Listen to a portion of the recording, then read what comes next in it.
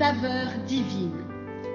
Cette bonne nouvelle du royaume sera prêchée dans le monde entier pour servir de témoignage à toutes les nations.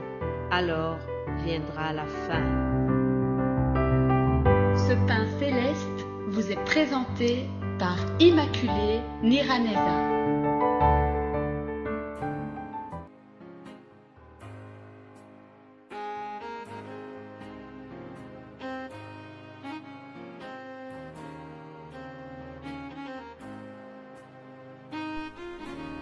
Bienvenue très chers amis à l'écoute de l'émission Saveur divine. Que la grâce et la paix de notre Seigneur Jésus-Christ soient avec vous. Je remercie le Seigneur qui me donne encore l'occasion de vous partager sa parole. C'est toujours un honneur et une joie de pouvoir au service du royaume céleste en vous partageant cette émission.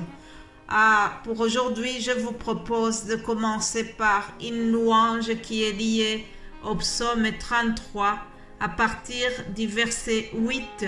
Je lis ceci au nom de Jésus-Christ. Que toute la terre craigne l'Éternel, que tous les habitants du monde tremblent devant lui, car il dit et la chose arrive, il ordonne et elle existe. L'Éternel renverse les desseins des nations et il anéantit les projets des peuples. Les desseins de l'Éternel subsistent à toujours et les projets de son cœur de génération en génération. Heureuse la nation dont l'Éternel est le Dieu, heureux le peuple qu'il choisit pour son héritage. Alléluia. Mes chers amis qui écoutent l'émission, croyez que nous avons mis notre confiance en un Dieu qui est redoutable, en un Dieu qui est fidèle et un Dieu tout-puissant. Comme nous venons de le lire dans ce psaume, lorsqu'il dit la chose arrive, lorsqu'il ordonne la chose existe. Dès que son temps arrive, il fait toutes choses belles à son temps. Là, je rejoins le thème de notre semaine. Vous savez que nous sommes en train de voir le temps de Dieu. Au temps fixé par Dieu, tout ce qu'il a prévu pour nous, il l'accomplit. Mais bien-aimés de Dieu, nous devons être vigilants. Notre Père Céleste veut que nous sachions surtout reconnaître la saison spirituelle où nous sommes. Un chrétien ou une chrétienne vigilante ne doit pas ignorer que nous sommes dans les temps de la fin, par exemple.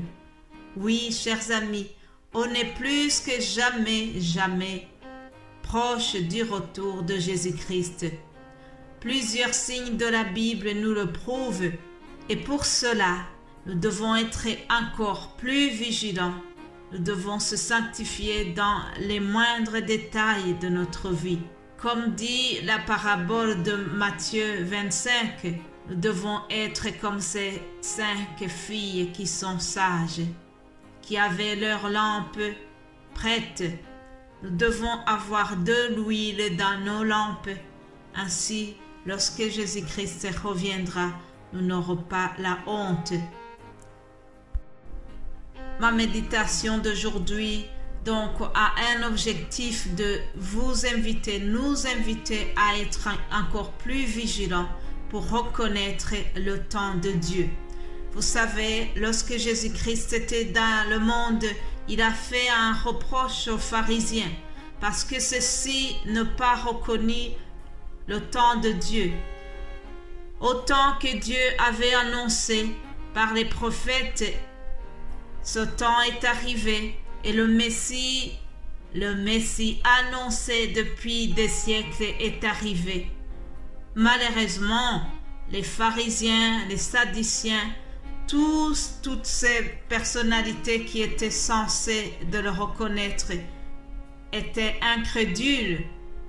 Ils n'ont pas voulu reconnaître que Jésus-Christ est le Messie. Ils n'ont pas cru que Jésus-Christ était Dieu.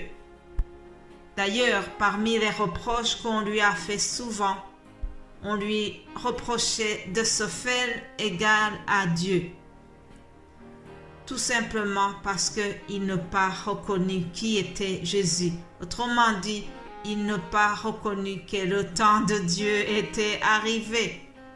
Si donc, dans l'évangile selon Matthieu au chapitre 16, nous voyons ces pharisiens qui ont demandé à Jésus de faire un signe venant du ciel pour qu'il puisse prouver qu'il est réellement le Fils de Dieu. Aussi, c'était à cette condition-là qu'ils allaient croire en lui. Alors Jésus-Christ, il n'a pas donné le signe qu'ils ont demandé. Par contre, il leur a fait un reproche en disant « Vous ne me croyez pas, et pourtant, quand le ciel est rouge, vous devinez que le lendemain il fera beau.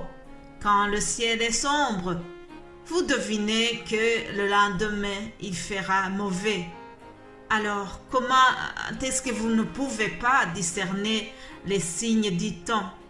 Vous ne savez pas reconnaître les signes du temps de votre visitation.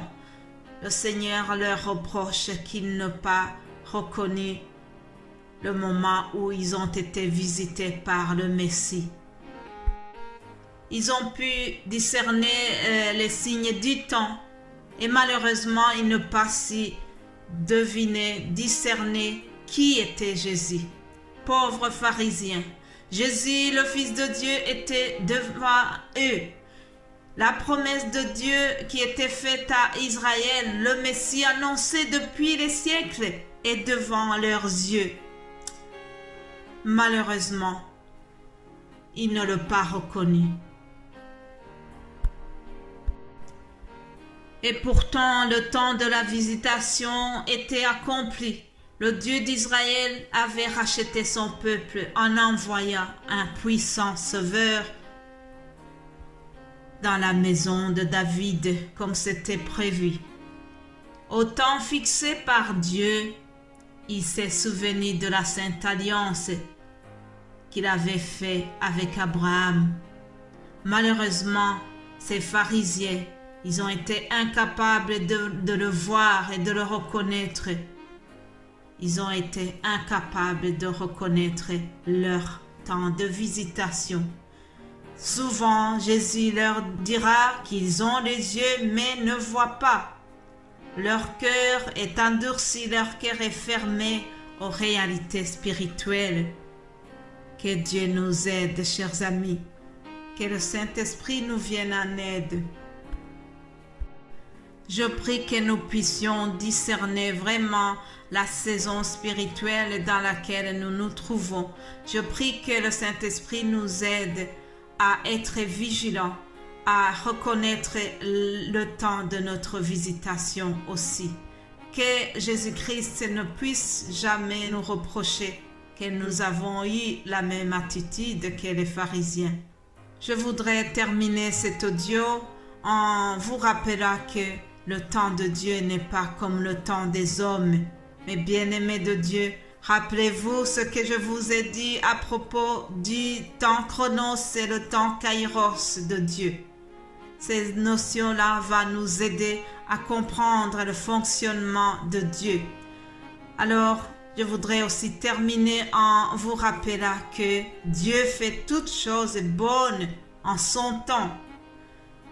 Peut-être que tu as l'impression que Dieu est silencieux par rapport à des choses que tu as demandées depuis longtemps. Mais je voudrais vraiment t'encourager. Le silence de Dieu n'est pas lié à son absence. Retiens ceci. Le silence de Dieu n'est pas lié à son absence ou à son ignorance. Dieu connaît ta situation. Alors, reste confiant. Il est toujours à l'heure, au temps fixé de Dieu. Il viendra nous exaucer. Alléluia. Soyez bénis, chers amis, et nous allons nous retrouver demain par la grâce divine. Amen. Amen.